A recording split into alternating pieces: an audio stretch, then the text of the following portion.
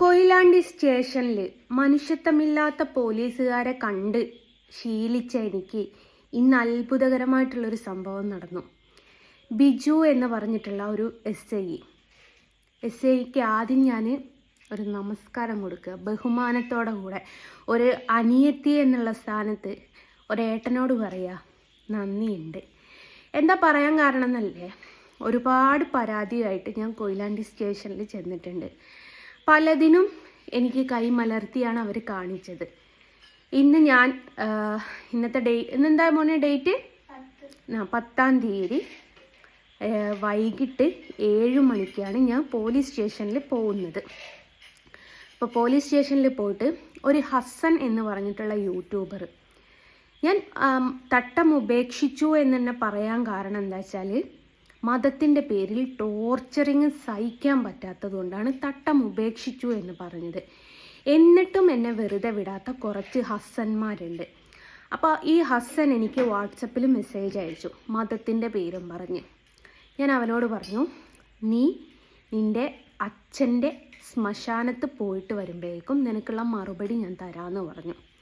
അവനേതോ കോഴിക്കോടുകാരനാണ്, കോഴിക്കോട് ആണ് അവൻ്റെ അച്ഛൻ്റെ ശ്മശാനം എന്നൊക്കെ പറഞ്ഞിട്ട് പോലീസുകാർ കൊയിലാണ്ടി സ്റ്റേഷനിൽ വിളിച്ച സമയത്ത് കരുനാഗപ്പള്ളിയിലാണ്, അവന് കണ്ണ് സുഖമില്ലാതെ കിടക്കുകയാണ് പോലും. അപ്പോൾ ഹസ്സാൻ, നിനക്ക് വീഡിയോ ചെയ്യുന്നതിനൊന്നും കണ്ണിനൊരു കുഴപ്പമില്ലല്ലേ, പോലീസ് സ്റ്റേഷനിലേക്ക് നാളെ 5 മണിയാകുമ്പോഴേക്കും വരാൻ പറഞ്ഞിട്ടുണ്ട്. അപ്പോൾ എസ് ഐ എന്നോട് പറഞ്ഞത് എന്താ വെച്ചാൽ, നാളെ കോടതിയിൽ പോയിട്ട് കൊടുക്കാൻ, എന്നിട്ട് അതിൻ്റെ റെസീറ്റുമായിട്ട് സ്റ്റേഷനിൽ ചെല്ലാൻ പറഞ്ഞിട്ടുണ്ട്. ഏതായാലും ഈ ഹസ്സൻ്റെ ടോർച്ചറിങ് കുറേ കാലമായിട്ട് തുടർന്നുകൊണ്ടിരിക്കുക. എന്നെ മഹല്ല് കമ്മിറ്റിയിൽ നിന്ന് പുറത്താക്കിയെന്ന് പറഞ്ഞ് ഒരു വീഡിയോ പോസ്റ്റ് ചെയ്തു. എന്നെ ഒരു മഹല്ല് കമ്മിറ്റിയിൽ നിന്നും പുറത്താക്കിയിട്ടില്ല. ഞങ്ങളുള്ള മഹലിലേക്ക് പോലും അല്ല അവൻ വിളിച്ചു നോക്കിയത്. അത് കഴിഞ്ഞതിന് ശേഷം ഞാൻ തട്ടം ഉപേക്ഷിച്ചു എന്ന് പറഞ്ഞപ്പം എൻ്റെ വാപ്പയെ വിളിച്ചു. ജീവിതത്തിൽ ആദ്യമായിട്ടാണ് എൻ്റെ വാപ്പ ഒരാളെ തെറി വിളിക്കുന്നത്. തെറി വിളിച്ചിട്ടുണ്ടോ എന്ന് എനിക്കറിയില്ല, മേ ബി വിളിച്ചിട്ടുണ്ടാവും. എൻ്റെ വാപ്പ ഒരു ഡ്രൈവറാണ്, അപ്പോൾ തീർച്ചയായിട്ടും വിളിച്ചിട്ടുണ്ടാവും. പക്ഷേ മക്കളുടെയും ഭാര്യയുടെയും മുമ്പിൽ വെച്ചിട്ട് ആദ്യമായിട്ടാണ് എൻ്റെ വാപ്പ ഇങ്ങനെ തെറി വിളിക്കുന്നത് ഞാൻ കേട്ടത്. എൻ്റെ വാപ്പ ചോദിച്ചു, നായിൻ്റെ മോനെ, എനിക്കില്ലാത്ത പ്രശ്നം നിനക്കെന്തിനാണ്?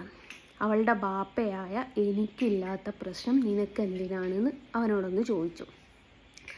നല്ല അസൽ മറുപടി കൊടുത്തതിന് ശേഷമാണ് എൻ്റെ വാപ്പ ഫോൺ വെച്ചത്.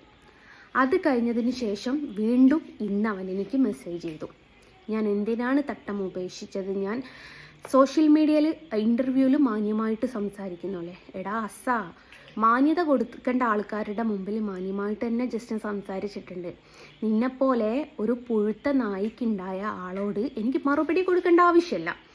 അപ്പം നാളെ ഞാൻ കോടതി കൊടുത്തിട്ട് അതിൻ്റെ റെസീറ്റുമായിട്ട് വൈകിട്ട് സ്റ്റേഷനിൽ പോവുകയാണ്. ഏതായാലും ബിജു എന്ന് പറഞ്ഞിട്ടുള്ള കൊയിലാണ്ടി SI, ഞാൻ ജീവിതത്തിൽ ആദ്യമായിട്ടാണ് കൊയിലാണ്ടി ഒരു മനുഷ്യത്തുള്ള ഒരു SIനെ കാണുന്നത്. തുറന്ന് പറയുന്നതിന് എന്താ, കൊയിലാണ്ടി വരുന്ന SIമാരോ അല്ലെ CIമാരോ അവർ, നമ്മളൊക്കെ ഒരു ബുദ്ധിമുട്ട് വന്നാൽ സ്റ്റേഷനിലേക്കാണ് ഓടിച്ചെല്ലുക. സ്റ്റേഷനിൽ കിട്ടാത്ത നീതി നമുക്കൊരു സ്ഥലത്തൊന്നും കിട്ടൂല.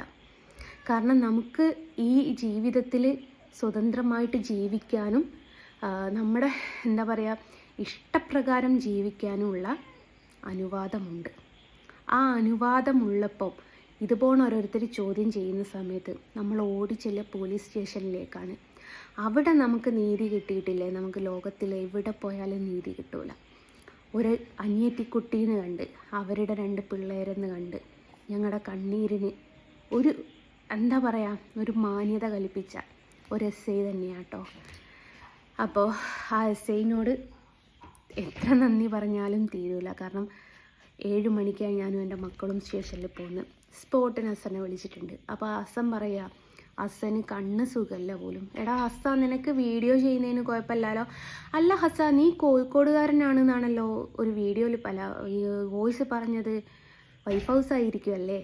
അപ്പം വൈഫ് ഭാര്യ വീട്ടിൽ പെറ്റ് കിടക്കുന്നവനാണല്ലേ? ഏതായാലും നിനക്കുള്ള ഒരു പൊൻപടം ഞാൻ തരുന്നുണ്ട് കേട്ടോ, നാളെ വൈകുന്നേരം ആവട്ടെ. ഏതായാലും കോടതിയിൽ പോയിട്ട് അതിനുള്ള കാര്യങ്ങൾ എന്താണോ അത് ചെയ്യാനാണ് ഞാൻ തീരുമാനിച്ചത്. നിയമത്തിൻ്റെ മുമ്പ് കൂടെ എനിക്ക് മതമില്ല, എനിക്ക് മനുഷ്യനായിട്ട് ജീവിക്കാനാണ് ഇഷ്ടം. എന്നെ നിങ്ങൾ മുസ്ലിമായിട്ടും ഹിന്ദുവായിട്ടും ക്രിസ്ത്യാനിയായിട്ടും കാണണ്ട, മനുഷ്യനായിട്ട് കണ്ടാൽ മതി. അത്രേ എനിക്ക് പറയാനുള്ളൂ.